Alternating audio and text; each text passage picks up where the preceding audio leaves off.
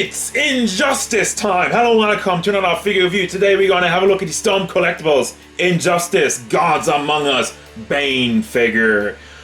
I have no idea what's up with the Injustice line from Storm Collectibles. They made Bane, they made Globo, they made Darkseid, and they're doing Ares now.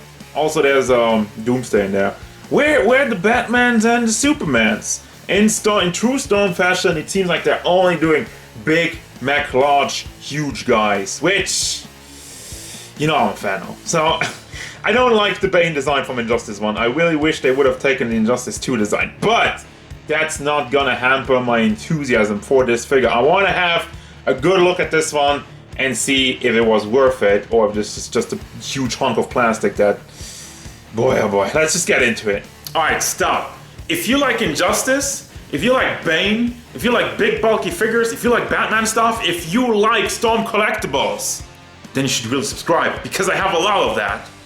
So, I might have been a little bit too critical about this figure ahead of the review. This thing is freaking huge. I kind of forgot how big he is because he's mostly like hunched over in the game. He's in the Darkseid Club. Yes, I said that. He stands at about 24 centimeters to the top of his tiny, tiny gray pad. And that means we're going up to 9.5 inches tall. For your size comparisons, here's Jalter, SH Figure Art Super Saiyan God Goku, Storm Collectibles Ryu, and Darkseid, just for that tiny bit. So yeah, design-wise, as I just mentioned, I'm not the biggest fan of the Injustice 1 design, and I'll just get this right out of the way. They all have the tiny hat syndrome. You had the same problem with Doomsday, and it is the game's design though. Here's a quick picture of, on the left you got Injustice 1, and on the right you got Injustice 2 Bane. He's not as over the top, but mostly look at the heads. Look at the heads.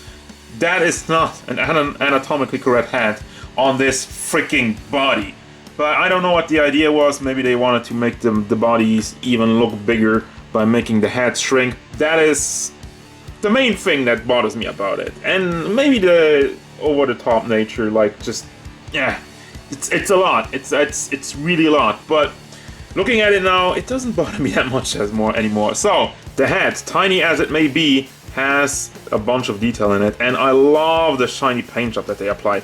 Like, these red eyes are really freaking menacing with the metal around it, and then you have like a darker metal tone on the rest of the mask. It looks freaking fantastic. His neck has a bunch of detail, and overall the muscle detail, that's like the Storm Collectibles classic. And the weathering effect through all of the metal, the tanks in the back, and you have the see-through green tubes with two of them just hanging off of it, which I guess that's supposed to be like that. I mean, looking at some pictures of the game, he does seem to have like one or two dangles just off of the backpack. Also have like a nice blue in there, which is really shiny, and like the different layers of gray into it makes it look really realistic. And that's another thing that I feel like Storm Collectibles has perfected, the metal look.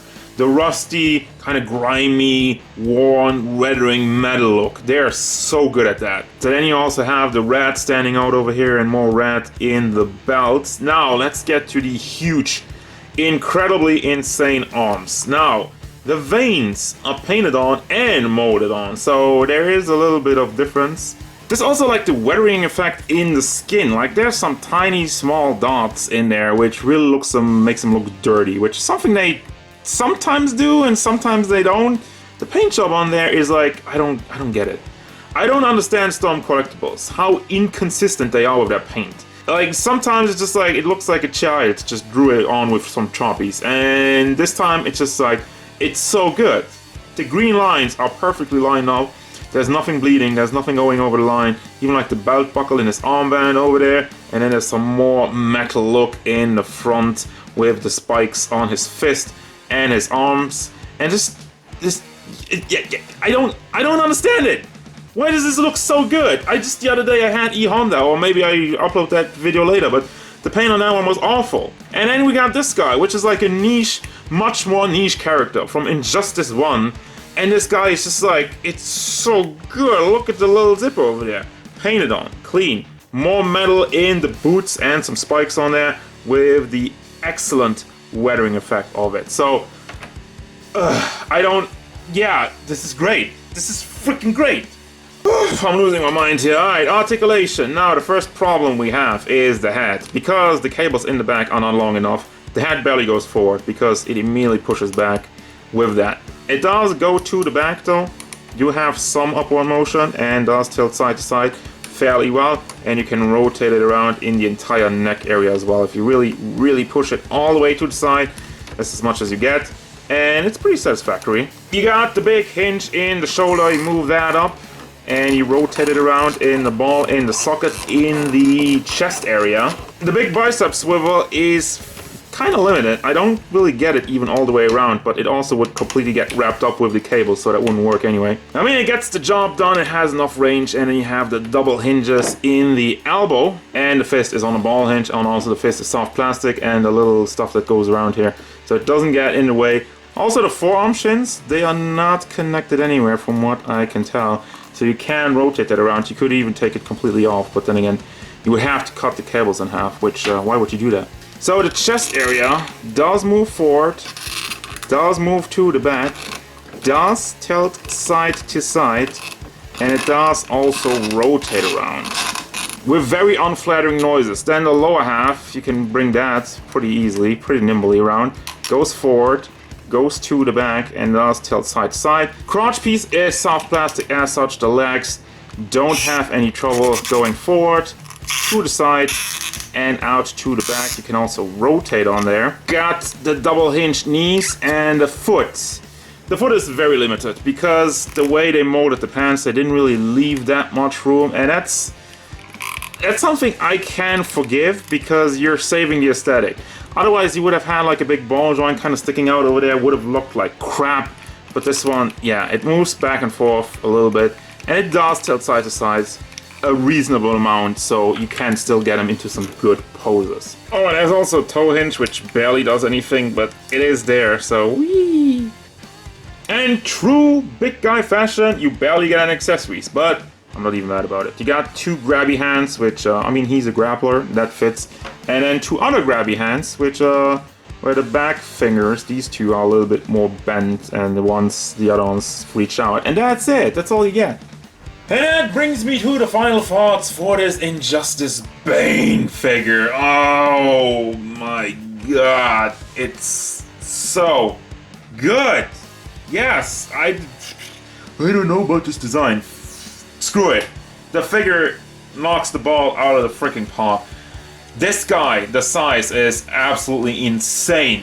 The articulation does the job. It is the Storm Collectibles Classic. There is nothing wrong with it. Like, the only part is kind of limiting is the feet, but still, you know, playing around with him getting into poses is not really an issue.